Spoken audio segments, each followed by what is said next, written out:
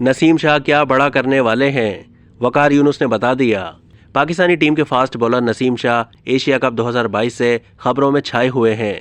पहले भारतीय अदाकारा उर्वशी रौटेला के साथ नाम जोड़कर उनको पाकिस्तान और भारत में 6 सुर्खियों में जगह दी गई, लेकिन एक बार फिर नसीम शाह के बारे में कयास आराइयां शुरू हो गई हैं।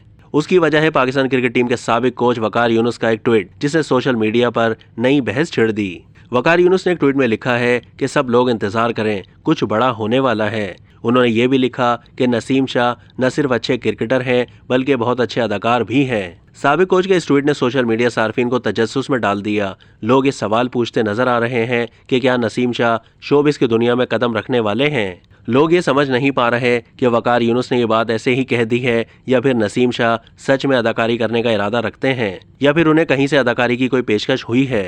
बाद सार्फिन नसीम शाह को शोबिस का हिस्सा न बनने का मशवरा भी दे रहे हैं। इससे पहले नसीम शाह ने अपनी एक तस्वीर ट्विटर पर पोस्ट की, जिसके कैप्शन में लिखा कि मकसद अपनी शराइत पर जिंदगी गुजारना है।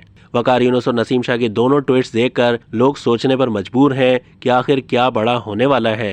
अब तक के लिए इतना ही। मज़ीद मालूमात के लिए डेली जंग के यूट्यूब चैनल को सब्सक्राइब कीजिए।